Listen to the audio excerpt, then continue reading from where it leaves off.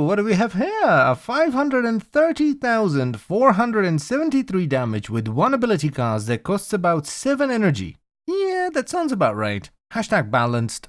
Alright, so hey guys, welcome to another Warframe video, and update 23.7 has arrived and brought 4 new augments. Those are the Accumulating Whipclaw for Korra, the Conductor for Octavia, Mending Splinters for Gara, and the Enveloping Cloud for Wukong. And let's actually start with that one. So what the Enveloping Cloud augment does is that it makes it so that if any ally comes within 4 meters of your cloud, they will become invisible for 14 seconds. Now, I'm pretty sure that someone's gonna come up with something amazing where this augment is really going to shine, but that someone is probably not going to be me. Because I honestly don't think this augment is going to be used by 99% of the player base. But I do see some potential in it because when you do turn into a cloud, you're considered invisible as well, so you can basically just sneak an entire party somewhere. Now granted, this is not that useful at the moment, but who knows, maybe it will be useful on Venus. Next on the menu, we have the Conductor Augment for Octavia, which allows you to move your resonator around by pointing to a spot and pressing the resonator button again. But it's not just a move command, because once the resonator gets to its position, it will stay there, so it's kind of like a hold position command as well. However, as you can see, there's a bit of a downside there, because once you tell your resonator to go somewhere, it will no longer pick up mallets, so you need to let it pick up the mallet first and then command it around.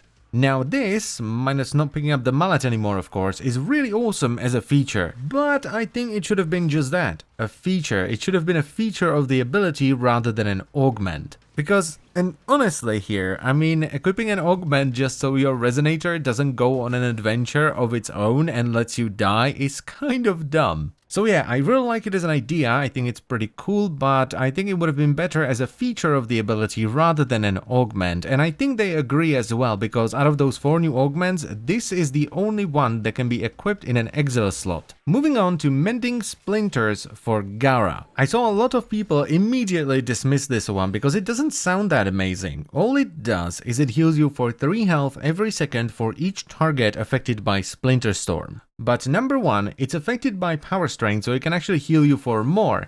And number 2, it counts yourself as a target. This means that Gara, with this augment, is pretty much unkillable in Splinter Storm. Now, why is that? Well, because Splinter Storm will give you 90% damage reduction with just 29% bonus power strength. That's just Intensify. And that alone makes it very hard to die, especially if you have the healing mod on your Sentinel. But even with the 90% damage reduction, you would eventually die to chip damage, because if you were doing something endless like a survival, the enemies would just chip at your health a little bit at a time and eventually kill you. But that's not the case anymore, because we now have Mending Splinters, and even if you just put it on yourself, the healing is more than enough to counter that chip damage. So yeah, on top of killing enemies by just being near them if you stack your Splinter Storm damage with the combo, she also can't die now. And finally, we have the spiciest augment of them all, which is the Accumulating Whipclaw for Korra. Now what this does is it makes it so that whenever you hit at least 3 enemies with Whipclaw, you will get 35% bonus damage to Whipclaw. And it stacks 10 times. Now it will start decaying after 10 seconds, but the decay rate is laughable. It decays at 2.5% every second. And you can refresh it at any time by just hitting at least 3 enemies again. Now this is ridiculous, because I wasn't even running my Whipclaw stat stick, I was just running a random Zo, and I saw my Whipclaw crit an ensnared target for 0.5 mil. Now granted, the target didn't have any armor, it was a Moa, but still, 0.5 mil.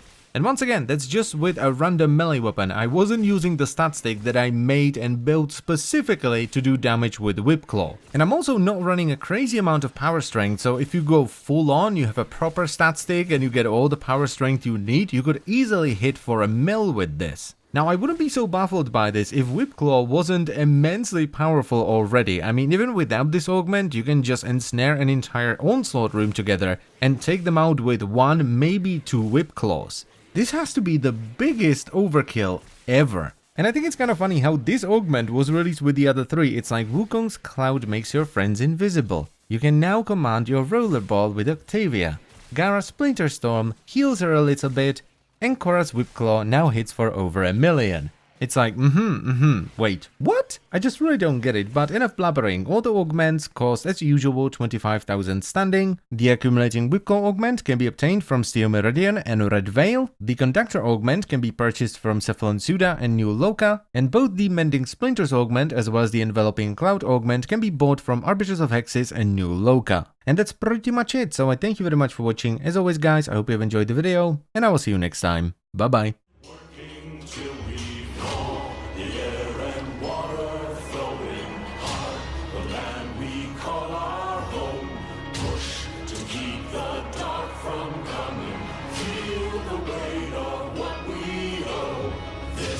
Song of sons and daughters.